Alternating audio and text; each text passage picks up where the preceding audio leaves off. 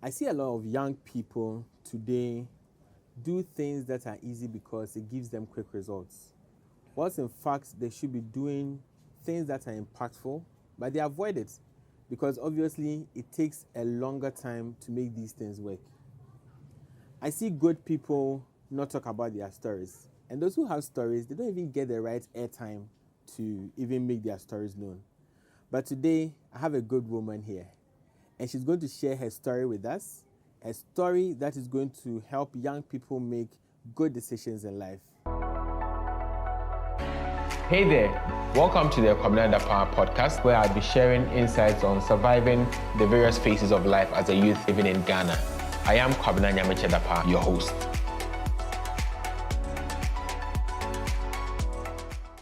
Ladies and gentlemen, help me welcome my guest for today, Casandra Dapaah. Hi, Casandra. Hello, Kovna. Thank you for being on my show. Thank you. It's a privilege to be here. Super. So Casandra has 2 decades experience as a banker. Approximately 19 years. 19 years. And you are a banker, you're a mother, you are a wife, and you do all of these things. Yes. Okay.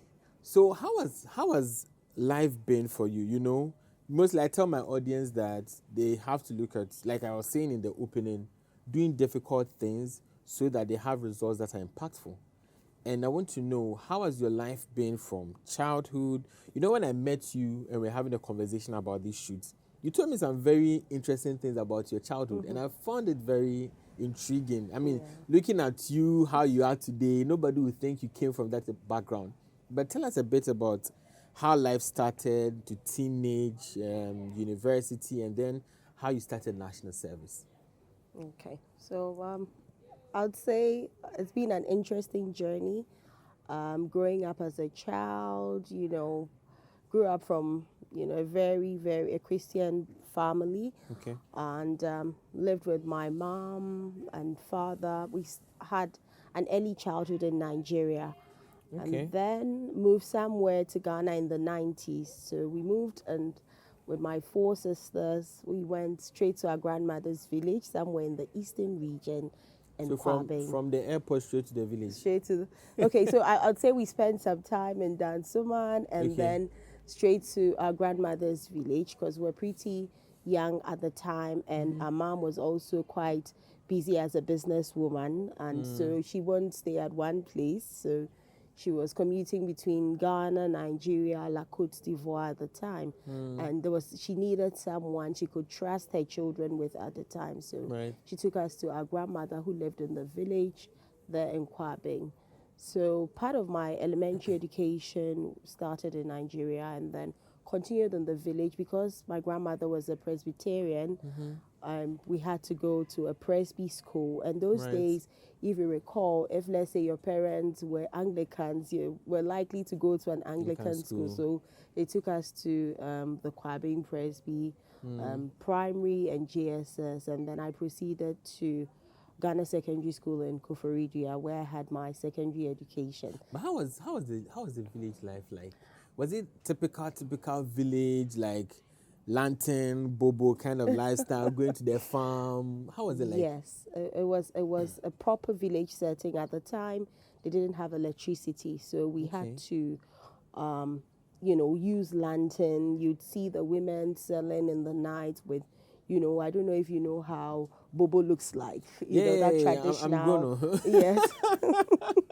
So I don't know if you know how it looks like, but something like that. But we used to use a lantern. I think maybe you want to define bobo. I'm sure some of my people listening don't even know what bobo is. Normally they'll put kerosene in a tin, a traditionally made tin, and then you'd see something like a wool, a thread in a thread form in it. So you just need to light it with your matches, and what gives it the energy is the kerosene in it. Yes. Okay. And normally it has the smoke that comes, and then when you're around it, all your skin can actually turn into black. So that was the effect that bobo would give you. But I studied with the lantern because there was no light at the time in the village. I saw my grandmother go, and she was a very industrious woman. So she would go to the farm. At the same time, she would prepare meat pie and sell meat pie and all that. So as children, sometimes when she's going to the farm, being the oldest daughter, granddaughter, I would go with her to the farm to, accompany her to experience that life. Sometimes I would even help her plant, sow the seeds, in the farm. When she's coming back, sometimes she'll give you little items to carry, and we just enjoyed every bit of it. And they used to have this village, at the farm. There was a farmhouse made out of wood and all that. So sometimes you cook, get satisfied even before we walk all the way back home. Yeah. And then also it was because her father owned the house at the time, you realize that most of the children, like my grandmother's siblings, were in that house, including her mother. So it was a big extended family setting. So it was a big extended family setting, and people were supportive. People were interested in each other's well-being. Even when grandma is not there, somebody can take care of you, can assist you, and all that. So I must say it was an experience that I cherish the most, and will want to do it again if I had the opportunity to do it again and again, because it gave me the right, attitude, the right. It prepared me to be able to deal with the future I did not know I was going to have, because having studied with that, having been able to go through the farm, even go to the riverside to fetch water, what else as a young child can, so it gave you the mind, that toughness to be able to deal whatever situation you're confronted with. I like that, like when you spoke of the environment, the community. But today, how our children are brought up, you don't really get the sense of community like it used to be. It seems like people are always keeping their children indoors. They don't go out that much. They don't interact with people that much, and people are now even stuck on TV. So I think the future is going to be exciting, because people are not really being built with these skills. But how then did you now move to from secondary school to tertiary? What happened? Okay, so right from secondary school, because mom was based in Abidjan, La Côte d'Ivoire. Every time when I was on vacation, I would sometimes spend time with my aunties and, your extended family, where they would also support you. So right after the secondary school, mom wanted us to relocate. So I moved to Abidjan in 2001. And went there. She wanted me to further my education there. And because I was coming from an Anglophone country, it was difficult to be able to integrate into the Francophone system. So it was mandatory, it was compulsory for you to do 1 year French language at the university, so that you could read any discipline you wanted to read. So I started learning compulsory language at the University of Cocody. Currently, it's known as Université de Houphouët-Boigny. So at QF, so I did compulsory French for a year, up to a point where I could actually integrate into the system and read whatever course I wanted to read. But again, Côte d'Ivoire had a very interesting political climate, in the sense that there was a lot of instability in the country, because they had issues where one of their President Robert Gay was killed, and then we also had the Gbagbo era where Alassane Ouattara was trying to be president at the time. So the Côte d'Ivoire wasn't stable. So then they started fighting. There were rebels. You'd be in school, they come, and then the foreign students. Did you experience all of that? Oh, we experienced it. You're going to school, there are too many barriers. Wow. And so it was difficult. So in 2003, I told my mom that, Mommy, I'm not staying here. I just want to go back to Ghana and then do whatever I have to do and stay in Ghana. So I came to Ghana in 2003. Again, had to deal some papers. I had to research and all that. And then had the opportunity whilst doing that, because I was already exposed, because in Côte d'Ivoire, after school, like going to my mom's shop with my sisters, we work, we sell, we do stuff, because she was an esthetician, so she does women's stuff, facial treatment, things like that. So I'll go there with my younger sisters, and we all get to work in the shop. So that skill was already there. So when I came to Ghana, I said, no, I'm not going to stay without doing nothing. I know how to, I've seen money and I must learn to work and make my own money. So you we build that entrepreneurial mindset. right from my grandmother in the Right. village and then my mom. So I decided to then, a family friend of ours, one Francis Decker at the time, he had a printing press. So he said, oh, there's an opportunity. I need a secretary. Would you be willing to come on board? So whilst preparing to go back, reintegrate into the Ghanaian system. So that was before you integrated into the tertiary or after the tertiary? That in was Ghana? when in Ghana before After? before. So I Before. started working, yes. Okay. With Francis Decker as a secretary at Pixel Aim. So the office was around the Joy FM stretch, and it was a Kokomlemle, printing right? Kokomlemle, yes. So he used to do printing press where people would come there to do their color separation and all that. So there were quite a number of companies we used to work with. So as a young woman, I was working with him as a secretary, in charge of his finance, stuff like that. It also offered me the opportunity to meet other people. So, with your experiences now working as a secretary, what was going through your mind? Who did you want to become? And you are now working as a secretary. What were your future ambitions? Did you feel you were missing out on something, or during that time, or you were just living life as a young person? I think that as a young person, I was just living my life. As I said, at every particular point in time, I knew what I wanted. When I didn't want to be idle, I wanted something to keep me busy at the time whilst I prepare for my vision. So that was just the stepping stone to keep me going so that I won't be bored. And then I'll also get some experience, how corporate life is like. So already I had worked with my mom in an informal sector. So I wanted to experience how the office system, how things are done. And that was my motivation for wanting to work as a secretary for this company, Pixel Image at the time. Yes. And how did this experience play out when you started tertiary?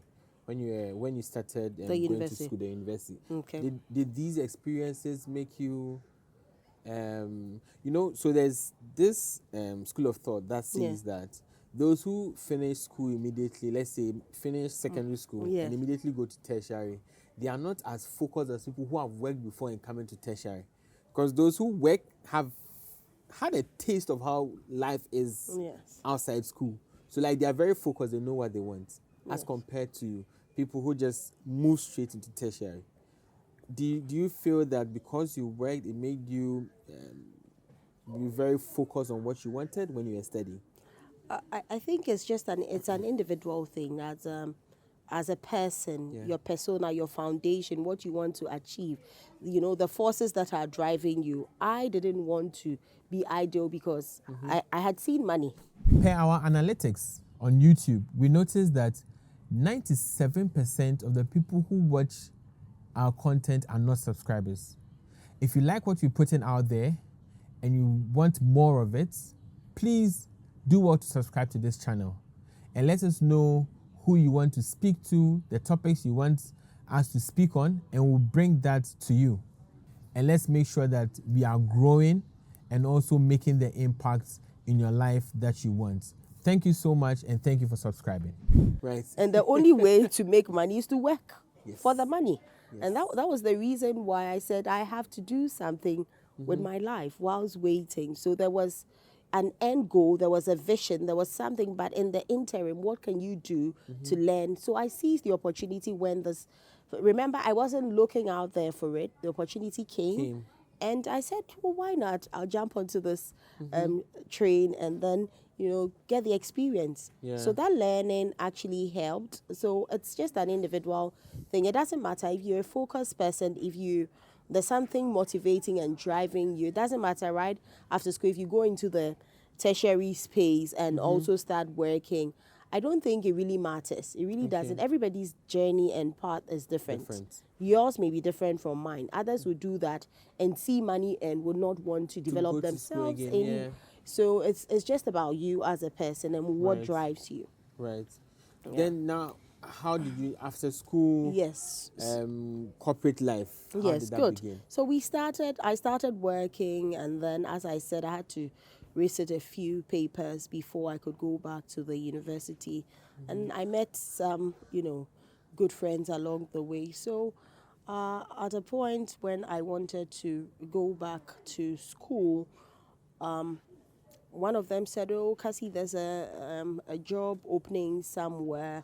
And the person said, because you are bilingual, she'd like to, and because you have secretarial experience, she'd like to work with you. So that December, I had to, quit the current job because there was another opportunity knocking on my door. And then the new company then was Reach Select, and that's the Stanley Pierre family. So Mensima Stanley Pierre interviewed me and said, "Oh, Cassandra, I'd like you to join our organization as a trainee. So we'll train you when the opportunities will get you to perform relieving duties, and all that. And the fact that you're bilingual Yeah. is the reason why I would want to do that." And Mensima at the time also had some French background because she had worked with the United Nations. So I joined other young women, that's Harriet, Theodora, and then we worked at M's office. The office was directly opposite Crown Apartment to Airport Residential. Okay. So we worked with her. So she then started, also, in addition to what I had learned from the previous employer, you building my confidence, telling me, "Girl, you can do this, you can do that." A few times she'll send you on relieving duties at IFC. Their office used to be around the golf house area. Okay. So Okay. That's Shashi. no, they are now at Shiashi, but they used to be around M Plaza, M Plaza. Okay. the Roman Ridge area, before they moved into that golf building. yes. Yeah. So she would say, "Cassandra, you need to build your confidence, you need to do this, you need to do that." It's a corporate world, and we are not looking at people's age, and we are looking at what you're capable of doing, what difference you can make, the positive vibe and all that. And she was organized. Mensma was very, very organized. So even at that young age, she had given you that kind of experience. So then Mensma did her bit, and then one day in her office, I met someone who we came across, one Della. She came in for an interview because I think she was aspiring to, Join do the something, company. but do something else. Okay, okay, So I okay. think Origin 8 at the time was doing a recruitment, Okay. and Reach Select and I think Sycon HR were in charge of that. So this woman meets me there. Apparently she was an HR person, and I was pleasant to her. So when she was leaving, she took my contact and said, "Oh, if there's anything, I'll get in touch with you." So that was it. That was Yeah. it. And she was coming from the banking sector. So that I like that part of the story. So you Yeah. were pleasant to her. I was pleasant. And she to just her. liked you? She liked me. That was it. And that day, I think I was wearing a fabric made that was sewed in Abidjan. She said, "Oh, she Okay. likes the detail around that fabric and everything." So that's how we became friends. So I think picking from Yeah. that, right? So to our people listening, she's made a very important point. Yeah. She spoke about treating people well. Yes. You got her attention, and also dressing very well. Today, a lot of young people dress in very interesting ways, but Yeah. good dressing can also get you some opportunities. Yeah. And I hope that we are taking notice of that. Yeah. So let's go into the story. Yes. So Della was good. She took my CV and said, "Oh, if something comes up, I'll get in touch." So when she left, immediately I had received, like, the following week, 2 calls, and these were opportunities with, I think, GT Bank at the time, and then there was an opportunity with Standard Trust in Tema at the time. So Okay. she called me and I said, "Oh, Della, I have no idea. I don't know where Tema is." So that's the reason why I won't even take the job, because I don't know how I'll commute from house around the Ashalibutre area to To Tema. Tema. So because I don't know Tema, I'm begging you, I won't be able to, and I don't want to disappoint you. Then another role came. Yeah. It was GT Bank. So I had to attend the interview at the time around Ridge. They said it was a tailoring role. When I said tailoring, I'm not a figures person. So to talk about tailoring, what am I going to do here? So I just told the panel that I thanked them for the opportunity. However, my strengths are not in this area. So I wouldn't like to take this offer on and disappoint them. That's interesting. So I honestly told them, and they thanked me and said, if something comes, and they said, okay. So I said, if it's something secretariatship, something admin, I'm happy to do it because that I'm well skilled at that. But anything tailoring, I'm sorry, I won't be able to take the offer. And they said, okay. I'm very interested in that. Yes. So you really knew what you wanted. I really knew what I wanted at that particular point in time. And I was just an honest person. I did not want to take something on that I had no idea on how to navigate just because it was available. Yes, I need a job, but I won't just go and take something that I can't deliver. I think that's important. Don't just take a job because it's available. Yes. Don't take something that you just want to take it and you will not deliver. You won't. So I just told them, and I was honest, because as a young person, I had a free mind. I speak my mind. I say it as it is, without fear or favor. So did you even get scared that telling the people this thing is like you're showing off? No, that wasn't it. Because I knew what I wanted. I had options. As I said, banking wasn't like, I wasn't dreaming of working in a bank. My mind was on something else, going to do something, bilingual secretary somewhere, or working on an airline. So what am I going to do in the bank? So the bank wasn't part of the discussion.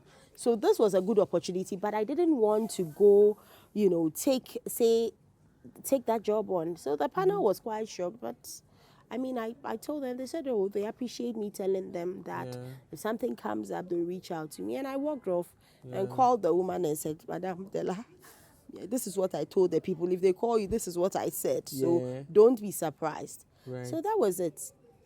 Then she, at the time, I had even enrolled at the Ghana Airways Training College. They were doing a program around government secretariat. Oh, you wanted to be an air hostess too? I wanted to work at the airline because it was interesting, it was fun, the travel experience. I see. So that was the kind of thing I really wanted. Yes, that kind of experience. So I had started that. So I called her and said, Madam, you know what, this one, I'm sorry to disappoint you, but I told her. And she was like, okay, so what do we do now? So if something else comes up, just let me know. And I'm sorry to disappoint you. But she said, it's okay, Casandra. So the last time when she called, I think she had tried to reach me.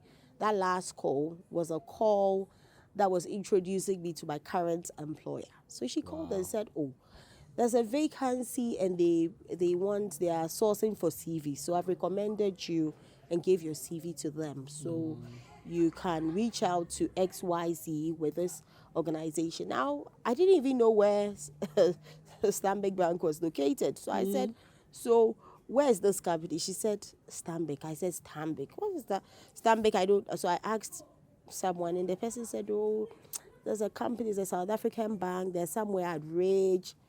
Now, how do I get to this place? So remember, I'd returned back to Ghana, and I hadn't lived, explored Accra that much. So you didn't know so I didn't even know how I was places. going to find my way to this Rage. So now they needed to show me how I'll get the trotro to pick one from here, get off here, then you pick another one to get at the Rage roundabout, and then walk and cross to that building. So I had to explore, and I did that. So there I found myself at Stanbic, met one in Estina, Dankwa, and then Doris Jeha. So they interviewed me and said, oh, there's a job available here on the executive floor, and they need someone, a young person, to mind their reception for them. I said, okay. And am I available to do XYZ? Because the person there, and that was Marwin, was moving on to something else. So as a secretary to the director of operations at the time, Daryl Poonan. So can you do this? And I said, why not? I'm willing to. And they said, can you start maybe the following day and all that? So I went through the interview process and started.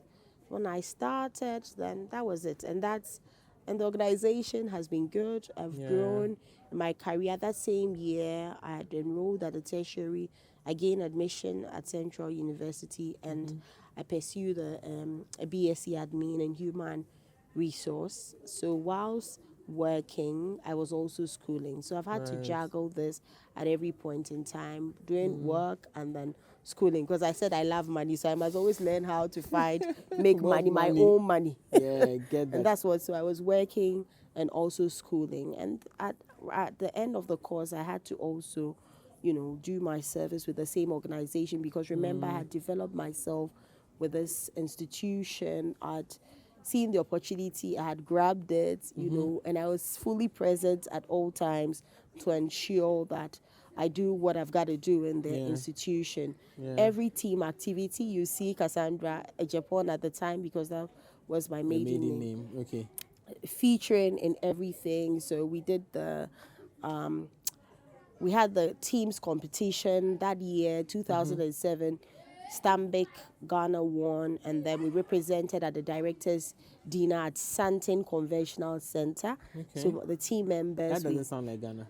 Pardons? The Santin Convention Center, where is it? In South Africa. Good. So we Doesn't all sound flew Ghana. there. No, it doesn't. So we flew to South Africa. We went to celebrate, and we made Ghana proud. And then in 2008, myself and another colleague, Malik Kenyamador, we also won the Africa Day Challenge as team members. So we also represented Ghana in Durban, where we did a commercial for the Standard Bank Group. So had a commercial, and I represented Ghana with Malike. It was a great experience. We were in Durban. That sounds so as a interesting. young person, I was actively involved in everything that was happening in the going on in the organization. I was doing my work, doing what I had to do, and so far, I would say it's been great. And that doesn't mean I haven't had difficulties as a child growing up. I think we'll come to the difficulties side, but for you sharing your story from your childhood to where we've gotten to now, what I really see is that you were somebody who was very present in the things that you were doing. Yes. And you're always set up for opportunities. Yes. You knew what you wanted. Yes. You never gave up. And I think that is something very commendable that a lot of young people have to look at. Stay the course. Whatever that you want to do, it will come up in time if you do not give up. So really stay the course. And I like what Casandra is sharing. But what would you say are some of the pivotal decisions you've made in life that has kept you relevant? I know you have shared your story, the things that happened, but in the difficulties, in the challenges, what are some of the pivotal decisions that you feel that you took and that really helped you where you are today? I think I was disciplined. And I was. I knew what I wanted, so I wasn't going to settle for less. I wasn't also going to lower my standard to please any individual, and I wasn't following peer pressure. I wouldn't succumb to pressure. I could be in the hall with the people, would make merry, have fun, but I always had a mind of my own. So that also helped me, and I also had a spirit of discernment to be able to identify the kind of people to, associate yourself with, because I'm of the view that if you want to get to a particular destination, you have a particular ambition, and you keep surrounding yourself with the wrong people, how are you going to get there? You're in a room with people who are failures, people who feed you with negative vibe. I always wanted, people with positive vibe to be around me so that we can share a common vision. And those were the things that really kept me going. And I knew it's that at every particular point in time, I kept saying that no condition is permanent. That's true. I kept saying no condition is permanent because today you're a big guy sitting here, tomorrow you'll be a nobody. Yeah. Today you're a rich man, tomorrow you're a poor guy begging on the street. So, kingdoms keep rising and falling, things change because change is constant. So I knew that. But at least let's keep the change in a positive sense. But you see, that change that I'm talking about you should also avert your mind to the worst case scenario. What if it doesn't work? Do you always have a plan B? You need to have a plan B. Right. If it doesn't work, what's your next plan? Don't be fixated. So I wasn't that kind of person who had said, okay, I want to work in the airline. I want to do this, I want to do that. So if it doesn't happen, it's like I'm folding my arms and watching it and it's say, oh, airline or Kwabena. nothing. In fact, when I joined my organization, when I started working, I told them, I said, even if I'm given a table to clean here, I'll clean the table, because all I want is experience. And I meant it. I said, even if you ask me to clean the table, I'll clean it because I need experience.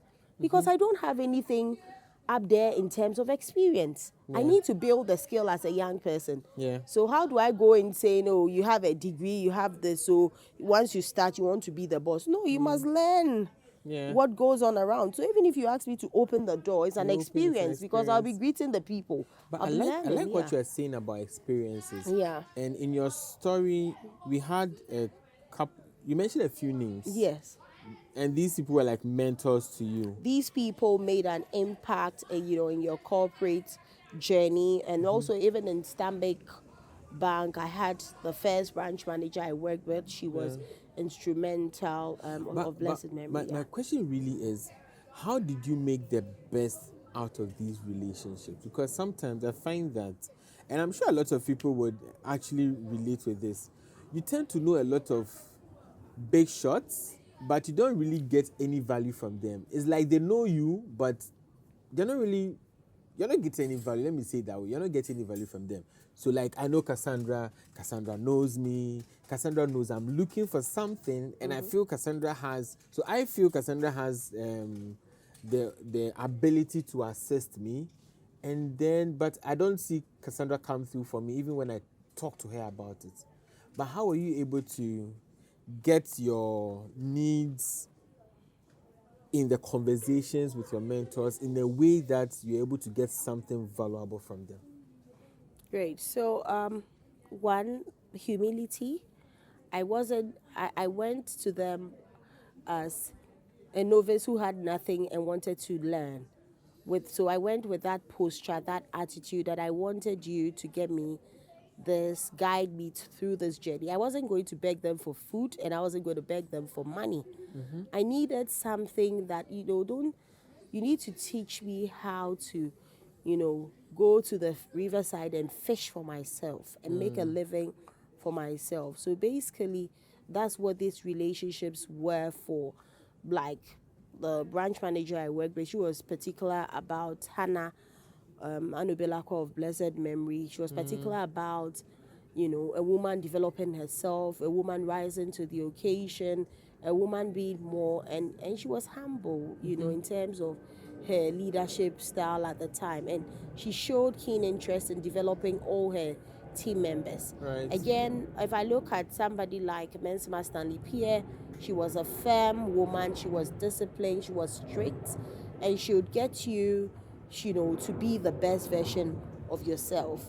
She has meetings before she gets there. She wants you to organize yourself in a particular way. So for all these individuals, friends I came into contact with, it wasn't to beg for money, it wasn't to beg, but it was to ensure that they were impacting me positively. I looked at their positive side because, again, all these individuals may have their weaknesses, but I looked at the better side of them, and then I could actually make the best out of it. Yeah.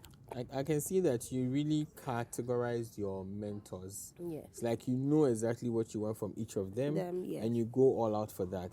Yes, and that's why if you ask me, I wouldn't even say I have a specific mentor, because there are quite a lot. Because every situation, at every point in your life, there are times and seasons. Someone comes in handy at a particular time. Right. God sends that guiding angel at a particular time. So if you say one individual is your mentor, I think it's a limitation. Because maybe the person, my mom is my mentor because there was something about her. My grandmother is my mentor because there was something unique about them that propelled me to be what I am Today. My aunties and uncles, whatever situation you went through propelled you to be more. So I wouldn't say I have one specific mentor, because if I did, and then I'll say, okay, I just want to be in the airline industry, I just want to be here, but I just had an open mind. I think that's also an advice that someone gave me. Yes. So the person was like, Kwabena, if you're looking for a mentor, don't take somebody who is good at everything. Yes. if you are looking at your finances, take a mentor who is good at Yes, finances. yes. If you're looking at your family, being a father, being a husband, take people who are good at that and let them teach you that. Yes. Because you would hardly find somebody who is good at everything. Yes. You see, so I think that's good advice. Based on what you want to achieve, Yes. define it, find somebody At who is that good at particular- that, and learn from the that person. person at that particular point in Great. time. Now let's go into the arena of finances. Yes. Right. Since you also work in the banking industry, I know you Right. play around these things often. Okay. What's one financial mistake that you see young people commit today, and how can they avoid it? That's interesting. It depends on who we're speaking to. Mm-hmm. Who are we speaking to now? Anyway, so I'd say that. Well, I'll say that we are speaking to young people between the ages of 25 and 34. Okay. So I would say that one of the areas that I think they could do better is that most of them are reckless with their finances. I'll say reckless in quote, in the sense that not all of them, some may be reckless with their finances. You've graduated from school, you're making good money.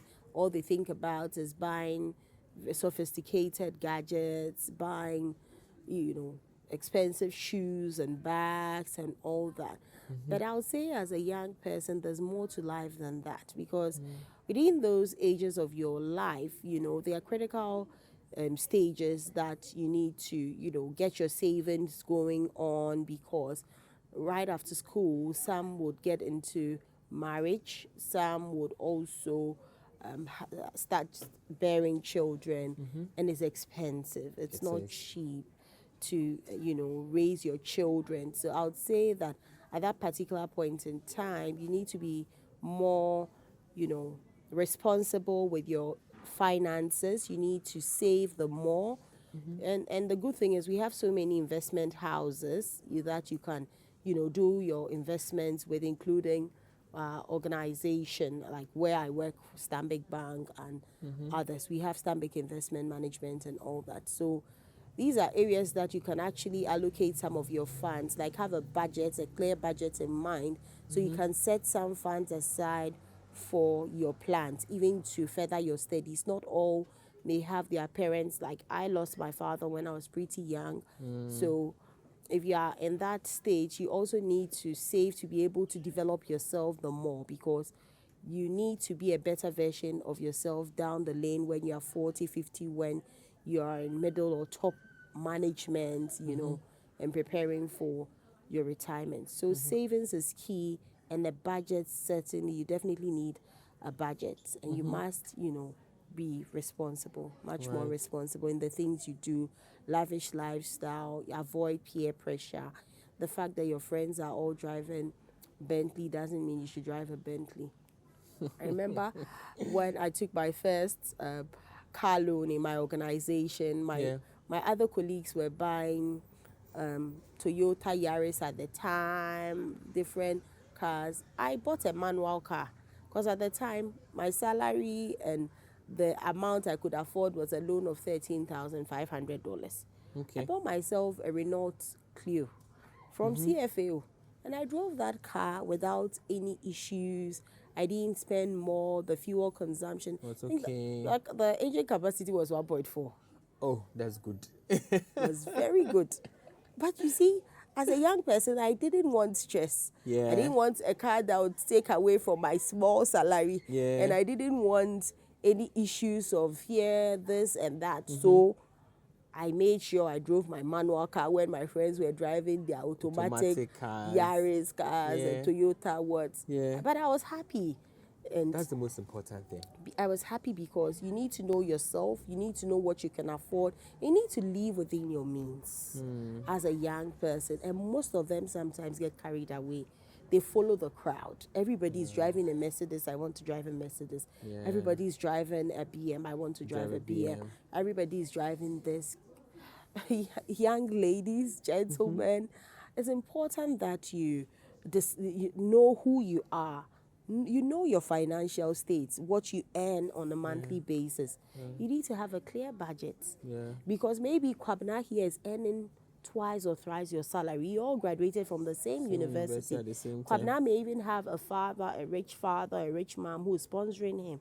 You never can be sure. So trying to compete, and all that creates some financial stress and, mismanagement around your finances. I hope the young people are listening. Don't are. create that stress for yourself, No because they should pressure. I always say that don't cut your coat according to your size, but according to the material. Yeah. Maybe you are a plus size, Yes. and your material is small. You can't sew a big dress. Yes. So really cut your coat according to the material that you have. Yes. And I think that is good advice. Yes. That is good advice, because I really see that even amongst the few young people that I mentor, they're in a hurry. Yes. They're in a hurry to get things. But listening to your story today, there was a trajectory. Yes. You had to go through the mill. You had to build yourself and prepare you for the opportunities that were ahead of you. Yes. Of course, you didn't know that these opportunities would come, Yes. but you were present. And that's what I like about your story. Yes. Like, in every moment, you were present. Yes. And I think that's what we should do as young people. Any moment we find ourselves in, at a point in my life, I used to sell alata semina, black soap. I know. No, that's a seminar.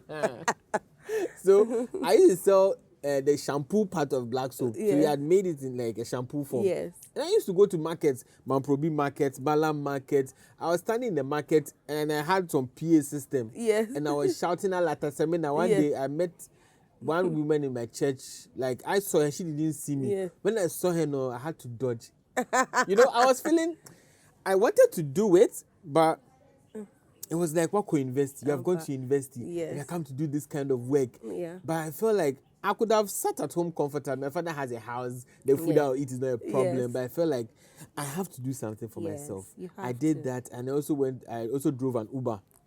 At a Wow. point, it was crazy. The experience was maybe for another day. Yes. But the point is, you remain present Always, and seize the and opportunities that seize the opportunity come that your comes. way. And a network is also very key.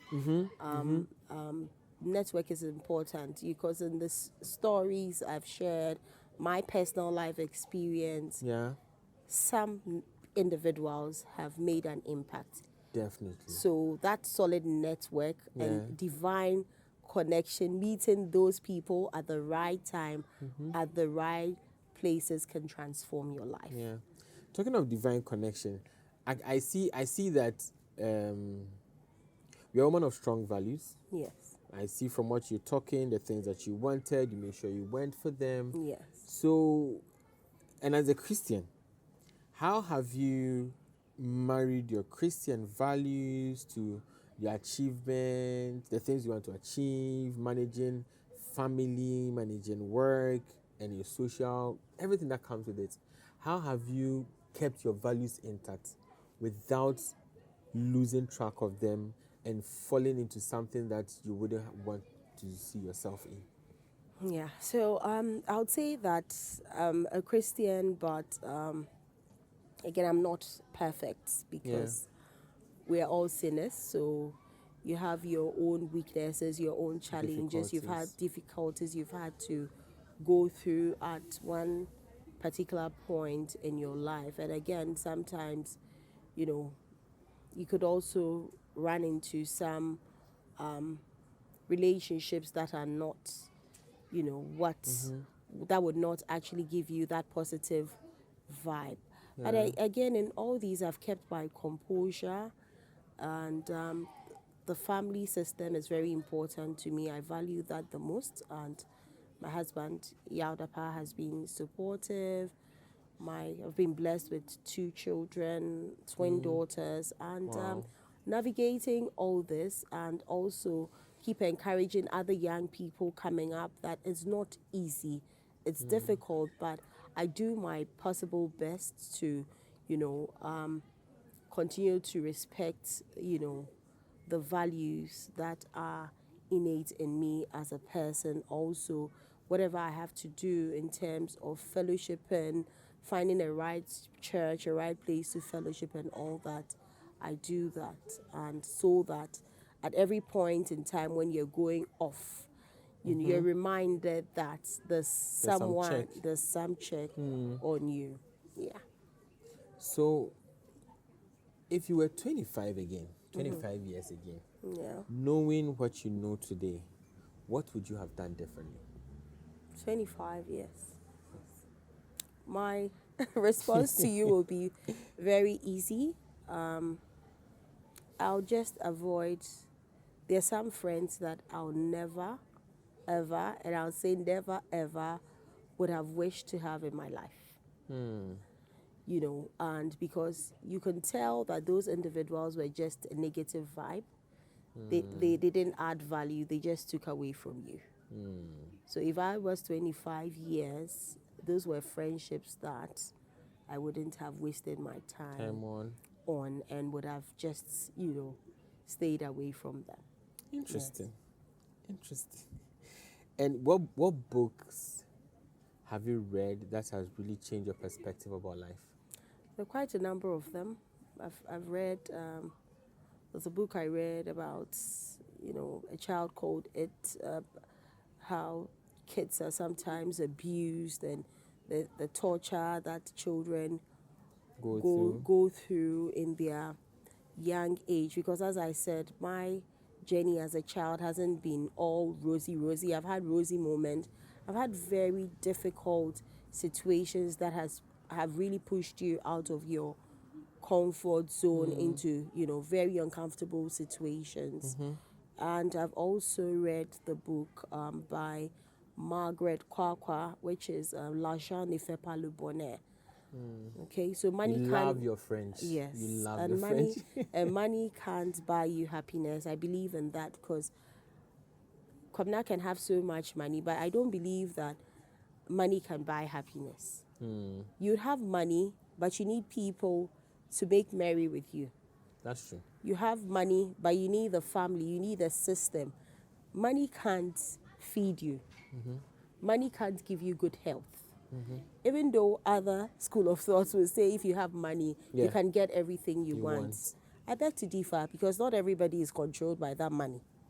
Right. Get what I mean? So I love the values in that particular book that said that money cannot buy happiness. And I am a strong believer that money can't buy happiness because there are so many people with so much wealth, but they're very miserable people. And their quiet moments, they're going through a lot. Right. And I'm sure some other people may not have anything in their poverty.